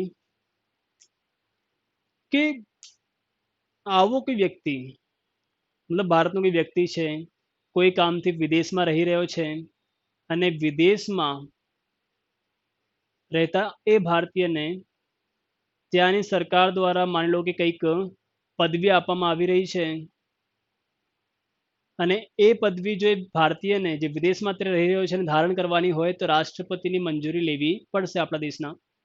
મતલબ ફોર એક્ઝામ્પલ આપણે, મારી વાત કરું, ફોર એક્ઝામ્પલ હું જાઉં અમેરિકા, ત્યાં જઈને કંઈક સારા કાર્ય કરું, ત્યાંથી જો મને કોઈ આવી પદવી આપવામાં આવતી હોય, દરેક દરેક દેશ આપે છે પોતાના નાગરિકોને, જેમ કે આપણો ભારત દેશ આપે છે, ભારત રત્ન છે, પદ્મ વિભૂષણ છે, પદ્મભૂષણ છે, પદ્મશ્રી છે, આ રીતે દરેક દેશ આપે છે પોતાના નાગરિકોને કોઈ બી ફિલ્ડમાં સારું કાર્ય કરવા માટે. મારી વાત કરી મેં એ પ્રમાણે આપણે આગળ જે સ્ટોરીમાં તો કે હું જાઉં અમેરિકા, કંઈક સારા કાર્યો કરું, એ લોકો પછી જો ઈચ્છે કે આપણે આને આ એવોર્ડથી સન્માનિત કરીએ, આ પદવી આપી દઈએ, તો હું ડાયરેક્ટ ને ધારણ ન કરી શકું. મારે ભારત સરકારના જે આપણા રાષ્ટ્રપતિ છે એમની પરમિશનની જરૂર પડશે. તે સિવાય અહીંયા જાહેર કરી છે કે રાજ્યો, રાજ્યોથી અહીંયા મતલબ છે દેશ, મતલબ દેશમાં તમામ સરકારોની વાત છે. તો રાજ્યો ભારતીય સૈનિકો કે વિદેશી સૈનિકો અથવા યુનિવર્સિટી જે છે આપણી તે સિવાય કોઈ પદવી આપી શકશે નહીં. મતલબ ઇન શોર્ટ આપણે અહીંયા સમજી લઈએ કે પદવી, ટાઇટલ જે છે એ કોણ આપી શકે છે? તો ભારતીય સેના આપે છે, આપી શકે છે. યુનિવર્સિટી આપે છે, આપી શકે છે, ડિગ્રી આપે છે, લોકો આપી શકે છે, પણ તે સિવાય કોઈ આપી શકતો નથી. ઓકે, અહીંયાથી પૂછાઈ શકે એવો પ્રશ્ન કયો? આજે કથા કરીએ આપણે, એમાંથી પ્રશ્ન શું પૂછાઈ શકે છે? એક્ઝામમાં ડાયરેક્ટ પૂછાતો હોય છે, ખિતાબોની નાબૂદી કયા અનુચ્છેદમાં આપેલી છે? તો એક તો આન્સર થઈ ગયો આપણી પાસે 18. તે સિવાય જે પ્રશ્ન પૂછાય છે કે આ જે અનુચ્છેદ 18 છે એ પાછળથી રદ કરવામાં આવ્યો છે. આ કયો સુધારો છે? તો 26મો બંધારણીય સુધારો 1971. કોની સરકાર હતી? તો ઇન્દિરા ગાંધીની સરકાર. ઇન્દિરા ગાંધીની સરકારે શું કર્યું? 26મો સુધારો કર્યો 1971માં, અને આ જે અનુચ્છેદ 18 છે એને રદ કર્યો, નાબૂદી કરી ખિતાબોની, કે ટાઇટલ હવે તમે આમ લઈ શકશો નહીં. જેમ કે ભારત સરકારમાં જ કોઈ લાભકીય હોદ્દા પર કામ કરતો કોઈ ઓફિસર છે, ફોર એક્ઝામ્પલ તમે પીઆઈ બનો, પીએસઆઈ બનો, બિન સચિવાલયમાં ઓફિસર બનો, કઈ બી બનો, તમે ક્લાસ 1 2 ઓફિસર બનો, અને કોઈ વિદેશી કન્ટ્રી, વિદેશી જે દેશ છે, ક્લિયર, એ જો તમને કોઈ આપે છે એવોર્ડ, સન્માન, તો તમે રાષ્ટ્રપતિની મંજૂરી પછી જ એને મેળવી શકો છો. ક્લિયર? જે બધું આપણે કશું આમ ખાસ કામનું છે નહીં, આપણે તો ખાલી આટલું યાદ રાખવાનું છે કે 18 અનુચ્છેદમાં શું આપેલું છે અને ક્યારે રદ થયો. તો આ કયો સુધારો છે? 26મો સુધારો છે 1971માં. તે સિવાય અહીંયા અપવાદમાં આવે છે ભારત રત્ન, પદ્મ વિભૂષણ, પદ્મભૂષણ, પદ્મશ્રી, આ બધા શામાં આવશે? અપવાદમાં આવશે. સુપ્રીમ કોર્ટે જાહેરાત કરી હતી કે આ જે એવોર્ડ છે જે સરકાર આપે છે એ અનુચ્છેદ 18નું ઉલ્લંઘન નથી. તે સુપ્રીમ કોર્ટનું સ્ટેટમેન્ટ છે અહીંયા. સુપ્રીમ કોર્ટ મુજબ ભારત રત્ન, પદ્મ વિભૂષણ, પદ્મભૂષણ, પદ્મશ્રી એ અનુચ્છેદ 18નું ઉલ્લંઘન નથી. એક્ઝામમાં પૂછાયેલો પ્રશ્ન છે કે ભારત રત્ન છે, પદ્મ વિભૂષણ, પદ્મભૂષણ, પદ્મશ્રી કયા અનુચ્છેદ મુજબ આપવામાં આવે છે, કયા અનુચ્છેદ મુજબ શરૂઆત થઈ હતી, તો શું આવશે? 18. આટલું ખાલી યાદ રાખજો, જે બોર્ડ ઉપર લખેલું છે. બાકી કથા કોઈ ખાસ કામની નથી, એ થોડુંક વિસ્તારમાં સમજવા માટે હતું. બોર્ડ પર જે છે બસ એટલું યાદ રાખો, એટલું જ છે અનુચ્છેદ 18 આપણા માટે. ઓકે, તો હવે આપણે પહેલો અધિકાર જોઈ ગયા છે, સમાનતાનો અધિકાર. ચલો આમાં કોઈ ડાઉટ હોય તો પૂછો. સમાનતાના અધિકારમાં કોઈ ડાઉટ હોય તો પૂછો. આમ તો નહીં જ હોય ડાઉટ, કારણ કે સીધા સીધા અનુચ્છેદ છે અને જોગવાઈ છે અને ડાયરેક્ટ પૂછાતી હોય છે એક્ઝામમાં. સમાનતાનો અધિકાર અહીંયા પૂરો થયો છે. એમાં કોઈ ડાઉટ હોય તો પૂછો. ડાઉટ ના હોય તો નો ડાઉટ કોમેન્ટ કરો, પછી આપણે આગળ જોઈએ. પહેલો અધિકાર પૂરો થઈ ગયો છે. ડાઉટ હોય તો બોલો, ડાઉટ ના હોય તો નો ડાઉટ કોમેન્ટ કરો. આપણે આગળ જઈશું હવે.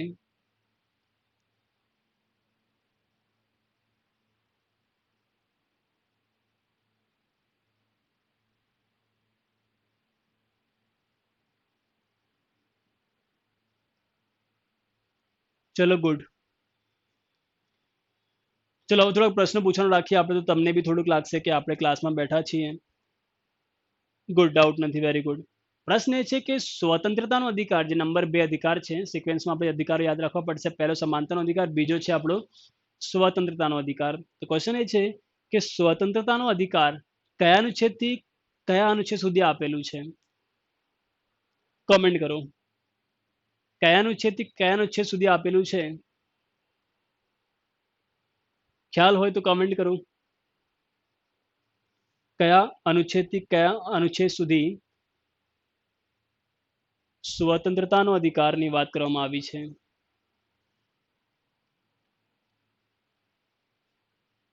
જણાવો થોડુંક ઝડપે. ચલો ડાઉટ નથી કોઈને. Very good. આકાશનું છે અહીંયા 19 થી 22. ચલો રાઈટ આન્સર છે, બરાબર છે. 19 થી 22. ઓકે, તો સ્વતંત્રતાનો જે અધિકાર છે એની વાત કરી છે અનુચ્છેદ 19 થી 22 વચ્ચે સુધી. Very good. તો આ 4 અનુચ્છેદ આપણે અહીંયા જોઈશું. હવે સ્વતંત્રતા છે આપણી પાસે. કઈ કઈ છે કદાચ આપણને અત્યારે ખ્યાલ નહીં હોય, જો નહીં ભળ્યું હોય તો આપણે હવે જોઈ લઈએ એને. સ્વતંત્રતાનો અધિકાર, એમાં સૌથી પહેલા આપણે વાત કરીશું અનુચ્છેદ 19(1)A ની. હવે આ જે અનુચ્છેદ 19 છે, ચલો લખી લઈએ પહેલા આપણે. અનુચ્છેદ 19માં 6 પ્રકારની શું આપેલી છે આપણને? સ્વતંત્રતા. અનુચ્છેદ 19માં 6 પ્રકારની સ્વતંત્રતા આપણને આપેલી છે. કઈ કઈ એને આપણે જોઈ લઈએ હવે. તો અનુચ્છેદ 19(1) ની પેટા કલમો છે આ બધી. પેટા અનુચ્છેદ અહીંયા આપેલા છે આપણને. ઓકે, ચલો. અનુચ્છેદ 19(1)A ની અંદર આપેલું છે 6 પ્રકારની સ્વતંત્રતા કઈ આપેલી છે આપણને, એને જોઈ લઈએ. તો અહીંયા લખી શકાય છે કે વાણી, અભિવ્યક્તિ ની સ્વતંત્રતા. વાણી અભિવ્યક્તિની સ્વતંત્રતા અહીંયા આપણને આપવામાં આવેલી છે.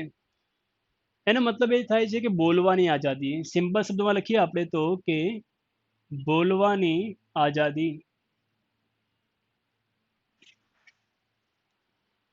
બોલવાની આઝાદી જે મળે છે આપણને એ અનુચ્છેદ 19 ની પેટા અનુચ્છેદ 1A મુજબ મળે છે. વિસ્તારથી આપણે જો કરીએ તો બોલવાનું અધિકાર આપણને મળે છે. મતલબ તમે કઈ બી બોલી શકો છો, કોઈના વિશે બી બોલી શકો છો. કન્ડિશન એવો હોય છે કે ભાઈ સામેવાળા વ્યક્તિને ખોટું લાગવું જોઈએ નહીં, બસ એટલી. અને આ જ અનુચ્છેદ મુજબ તમે લખી શકો છો કે પ્રેસને શું મળે છે? સ્વતંત્રતા. ભારતીય મતલબ મીડિયા જે છે એને બી જે આઝાદી મળે છે, આપણને ખ્યાલ છે મીડિયામાં તો એ લોકો કંઈ બી બોલતા હોય છે, મોદી સાહેબને બી છોડતા નથી, એ કોઈને છોડતા નથી, દરેકના વિશે કંઈ બી બોલી શકે છે, કારણ કે આપણા દેશમાં જે મીડિયા છે કેવું છે, સ્વતંત્ર છે. પણ ચાઇના છે, નોર્થ કોરિયા છે, આવા દેશોમાં મીડિયા સ્વતંત્ર હોતો નથી. આપણા દેશમાં મીડિયા આઝાદ છે. મીડિયાને જે આઝાદી મળે છે કયા અનુચ્છેદ મુજબ મળે છે? તો 19. ક્લિયર? આ જ અનુચ્છેદ મુજબ પ્રેસને બી શું મળે છે? સ્વતંત્રતા. અહીંયા એક પ્રશ્ન બને છે, નોટ કરીને આપણે લખી લઈએ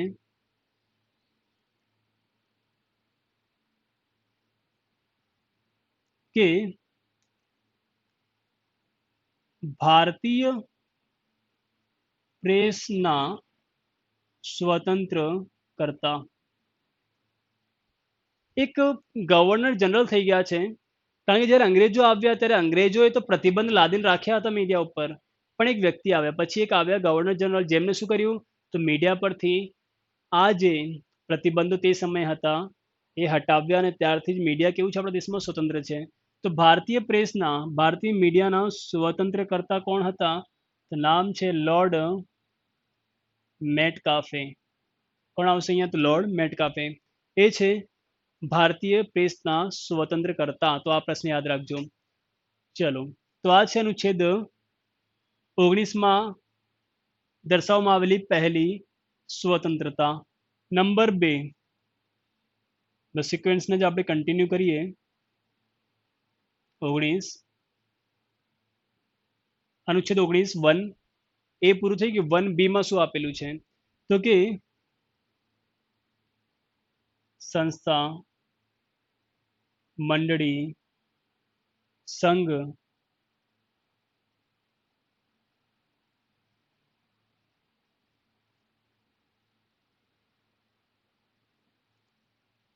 તમને એવું લાગે કે આપણા સમાજ માટે, આપણી સોસાયટી માટે, આપણા ધર્મ માટે આપણે જો કોઈ સંઘ, કોઈ મંડળી, કોઈ સંસ્થા બનાવી હોય તો બનાવી શકો છો. જેમ કરણી સેના ચાલે છે, શિવસેના ચાલે છે, ક્લિયર? વિશ્વ હિન્દુ પરિષદ ચાલે છે. તમે પોતાના ધર્મ માટે, પોતાના સમાજ માટે સમિતિ કે સંસ્થા કે મંડળી બનાવી શકો છો. આવી આઝાદી આપણી પાસે છે. ક્લિયર? ચલો પછી સી, આજ કન્ટિન્યુ કરી રહ્યા છે આપણે આગળ.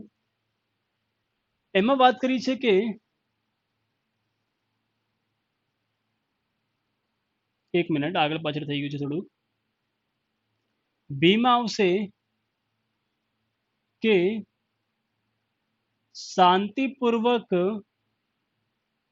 હથિયારો વગર ભેગા થવાની સ્વતંત્રતા. યસ, બી માં શું આવશે? કે શાંતિપૂર્વક અને હથિયારો વગર તમે ભેગા થઈ શકો છો. ક્લિયર? શાંતિપૂર્વક અને એ બી કેવું? હથિયારો વગર તમે ભેગા થઈ શકો છો, એવી સ્વતંત્રતા છે. યસ. પછી આવશે કે સંસ્થા, મંડળી કે સંઘની સ્થાપના કરવાની શું છે આપણી પાસે? તો સ્વતંત્રતા છે. જે આપણે વાત કરી કે તમે સમાજ માટે, સોસાયટી માટે, ધર્મ માટે, જાતિ માટે તમે બનાવી શકો છો. ચલો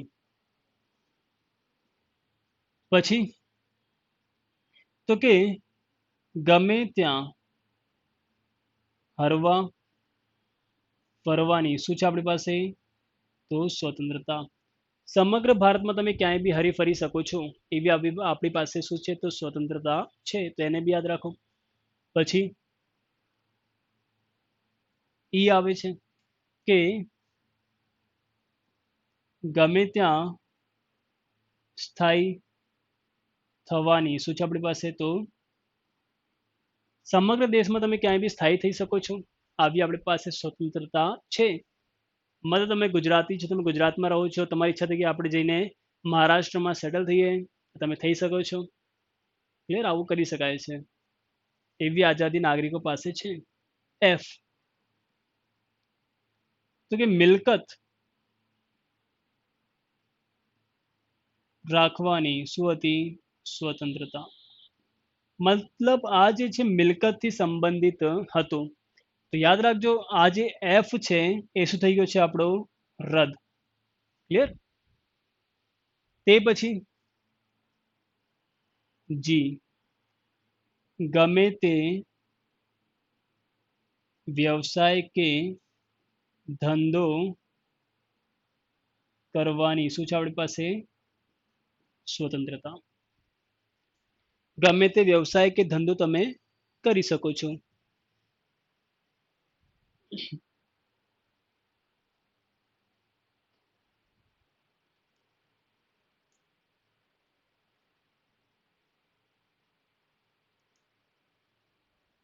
બરાબર છે, ભેગા થવાની સ્વતંત્રતા આપણે અહીંયા લખી.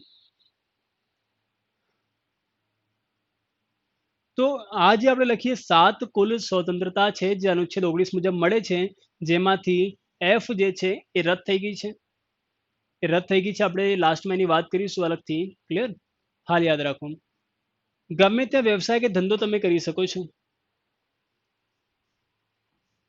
પણ શરત શું હોય છે કે કાયદાનું ઉલ્લંઘન થવું જોઈએ નહીં. કારણ કે તમે વિચારો કે હું તો દારૂ વેચું છું, ગમે તે વ્યવસાય કરો, દારૂ વેચીએ આપણે, પણ એવું નહીં ચાલે કારણ કે ગુજરાતમાં દારૂબંધી છે. તો કાયદાનું ઉલ્લંઘન ના કરતો હોય એવો કોઈ બી વ્યવસાય તમે કરી શકો છો. ગુડ. તો આ થઈ ગયું અનુચ્છેદ 19. આ પૂરું થાય છે અહીંયા. એફ જે છે મિલકતને લાગતી સ્વતંત્રતા હતી એ રદ થઈ ગઈ છે, જેની વાત આપણે થોડીક વાર પછી કરીશું કે રદ ક્યારે થઈ, કેમ થઈ. ઓકે. ઓકે, પાક્કું આપણે કાલે મળીશું અને કાલથી આપણે ટાઈમ પર લેક્ચર બી સ્ટાર્ટ કરી દઈશું કે તમને આ તકલીફ ફેસ હવે ના કરવી પડે. ઓકે.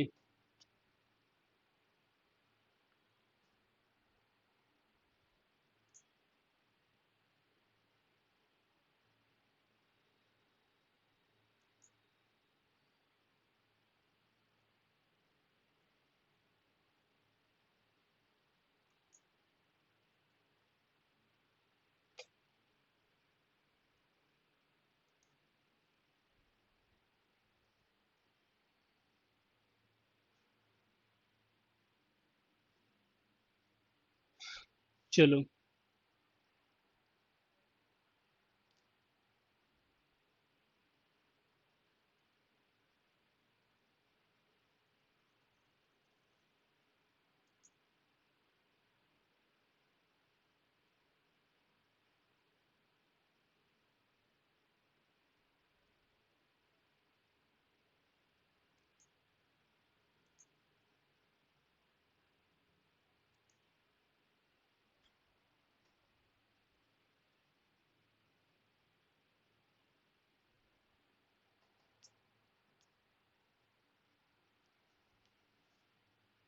ચલો, વોઇસ અને વિડીયો ક્લિયર છે. વોઇસ અને વિડીયો જે આવી રહ્યું છે અત્યારે ઓનલાઈન, ક્લિયર હોય તો ઓકે કોમેન્ટ કરો.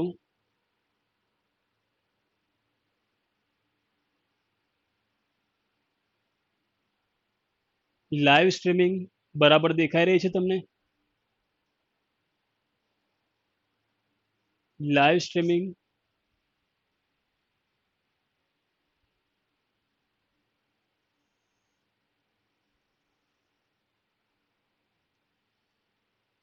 લાઈવ બરાબર દેખાઈ રહ્યું છે?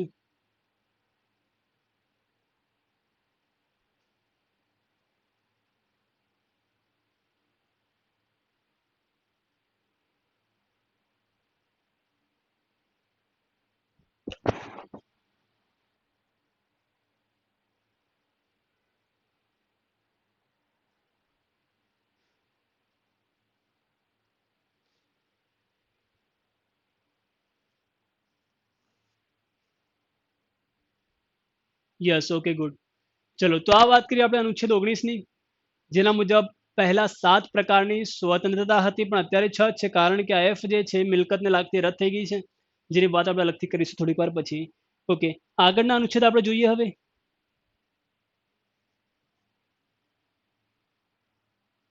ચલો, અનુચ્છેદ 20.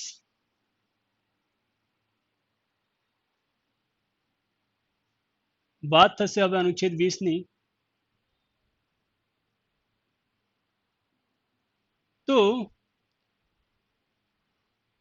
એક ગુના બદલ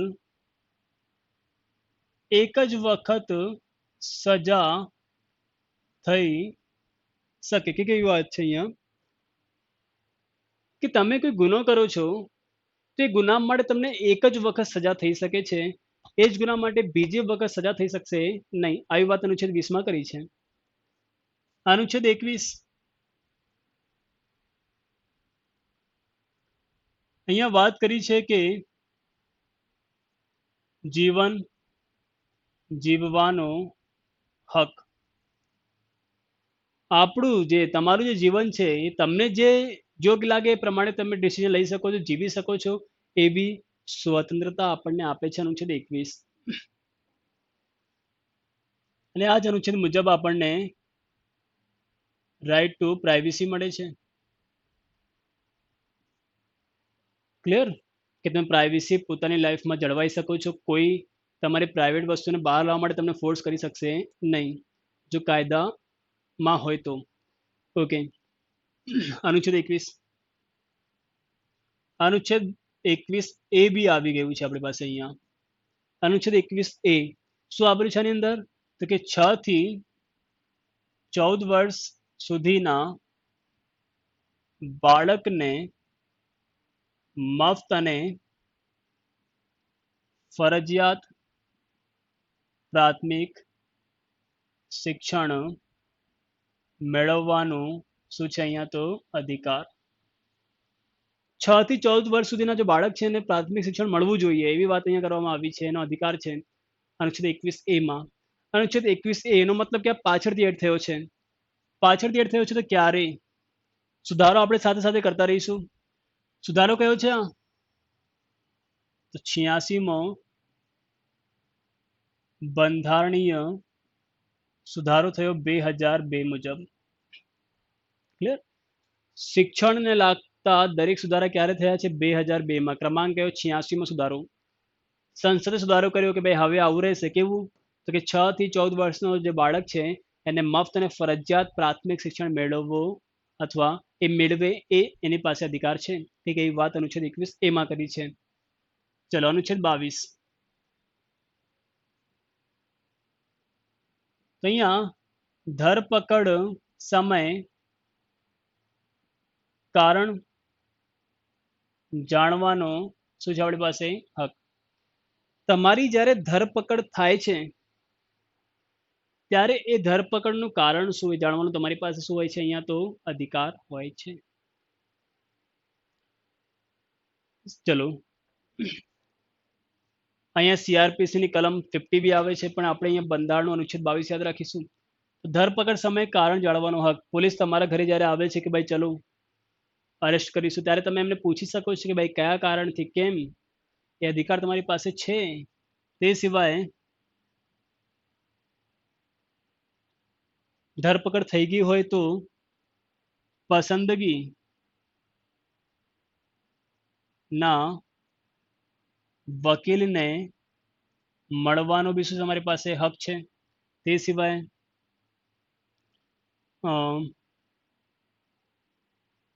યસ 24 કલાકમાં મેજિસ્ટ્રેટ સમક્ષ રજૂઆત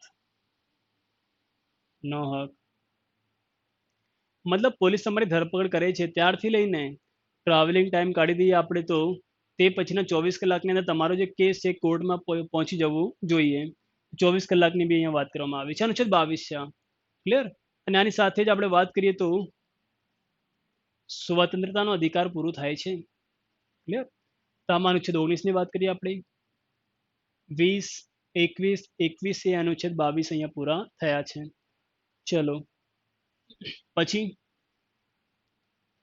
નંબર 3 શોષણ વિરોધી અધિકાર અનુચ્છેદ 23 થી 24 શોષણ વિરોધી અધિકાર અને આની અંદરથી ખાસ પ્રશ્નો ઊભા થાય છે અનુચ્છેદ 23 આપણે કરી લઈએ પહેલા શું આપેલું છે? તો કે ગુલામી પ્રથા, દાસી પ્રથા, બંધુવા પ્રથા,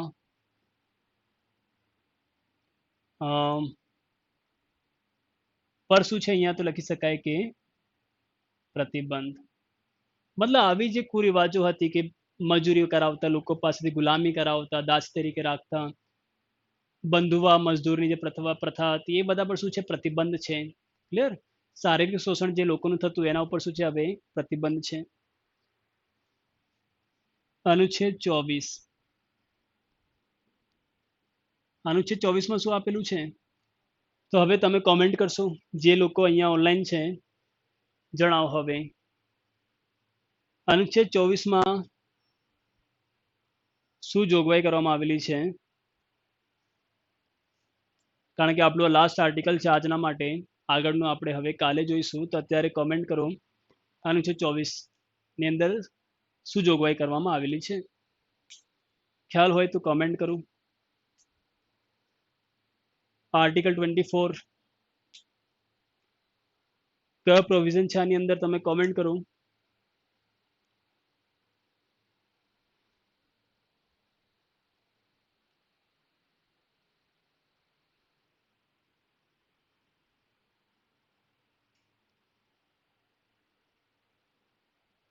ચલો, તો અહીંયા આર્ટિકલ 24 જે છે એની અંદર તમે લખી શકો છો કે ખાસ પ્રશ્ન બી થઈ જાય છે તો કે બાળ મજૂરી પર શું લાદે છે? આ પ્રતિબંધ. બાળ મજૂરી પર શું લાદે છે? આ પ્રતિબંધ લાદતો આ એક બંધારણીય અનુચ્છેદ છે. હવે પ્રશ્ન એ છે કે બાળ મજૂર કોને કહીશું આપણે? તો બાળ મજૂર એટલે 14 વર્ષથી નાની વયનો મજૂર. 14 વર્ષથી નાનો હોય બાળક અને મજૂરી કરતો હોય તો બાળ મજૂરની કેટેગરીમાં આવી જાય છે. બાળ મજૂરી થતી હોય તો એ કાયદાનું ઉલ્લંઘન છે, એના વિરુદ્ધ સરકાર એક્શન લઈ શકે છે. ઓકે,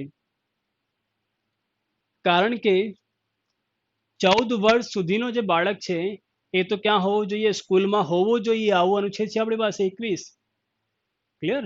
કે આવું હોવું જ જોઈએ, એ પ્રકારની અહીંયા વાત કરવામાં આવેલી છે. અને અહીંયા અનુચ્છેદ 21A થી જોડાયેલું એક આપણે વસ્તુ કરવાની હતી. અહીંયા અનુચ્છેદ 21A થી જોડાયેલી આરટીઈ અને આરટીઆઈ.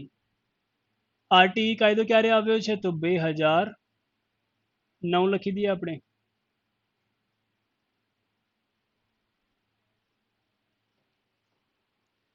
આરટીઈ શું હોય છે? તો right to education. RTI right to information act છે. આ બંને કાયદાઓ છે. ચલો વિસ્તારથી આપણે અહીંયા લઈ લઈએ ક્યાંક. બંને કાયદાને અલગથી વાત કરી લઈએ થોડીક. આરટીઆઈ લઈ લઈએ પહેલા આપણે 2005. આરટીઆઈ જે એક્ટ છે, પૂરું નામ તો રાઇટ ટુ ઇન્ફોર્મેશન એક્ટ છે. અમલ ક્યારે આવ્યું છે આનું? તો 12 ઓક્ટોબર 2005. મતલબ અમલ બી ક્યારે આવ્યું છે? 2005 થી જ અમલમાં આવેલો છે. આરટીઆઈ એક્ટ છે, રાઇટ ટુ ઇન્ફોર્મેશન. મતલબ કોઈ પણ માહિતી તમને ના મળતી હોય અથવા અધૂરી મળતી હોય અથવા ટાઈમ પર ના મળતી હોય અથવા કોઈ તમારી પાસે કોઈ માહિતીને લાગતી કોઈ કન્ફ્યુઝન હોય તો તમે આરટીઆઈ ફાઇલ કરી શકો છો. તો સરકાર તમને આન્સર સામેથી આપશે. RTE act 2009, right to education act 2009. અમલ ક્યારે આવ્યું છે? તો 1 એપ્રિલ 2010. 2010 થી અમલમાં છે. મતલબ શિક્ષણ મેળવવાનો અધિકાર. યાદ રાખજો આને. તો આજે વાત કરીએ આપણે ભાગ 2 જે ટોપિક બાકી હતા એની. તે પછી આપણે નાગરિકતા પૂરી કરી અને પછી આપણે આવ્યા ભાગ 3 મૂળભૂત અધિકારો પર. અને એમાં આપણે અનુચ્છેદ 24 સુધી પહોંચી ગયા છીએ. ક્લિયર?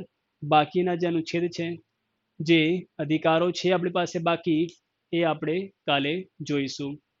ચલો મળીશું આપણે કાલે હવે.